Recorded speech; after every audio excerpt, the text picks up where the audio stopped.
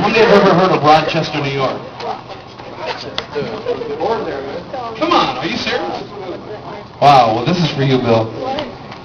So check it out. So she had this dream about Rochester, and so I said, hey, well, do you know about Rochester? And she's like, no, I don't know anything about Rochester. And I said, well, Charles Finney, he was kind of like the Billy Graham of the 1800s. How many ever heard of Charles Finney?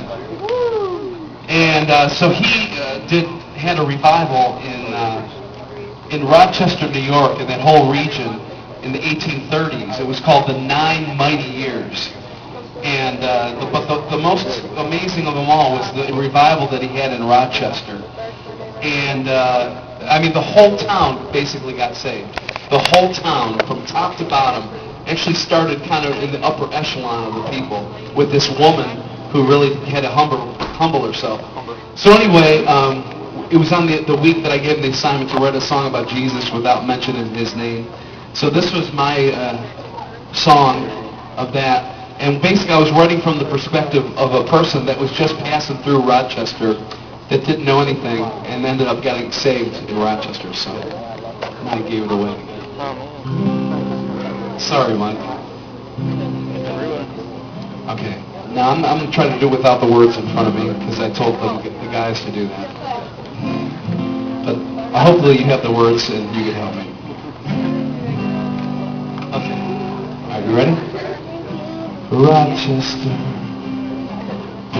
I'll never forget what you did way back in Rochester. I'll never forget how my heart was stirred in Rochester. It was as if I met you face to face.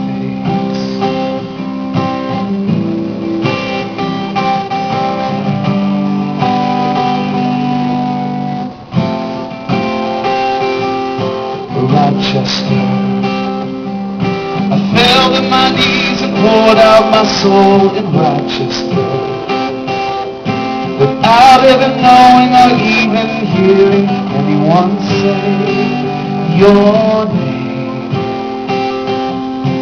Your love swept me away, and oh, I never known real till that day when I met you. And oh, I never felt real joy until I gave myself to you that day. And I knew that I was saved in Rochester. I laid down pride, began a new life in Rochester.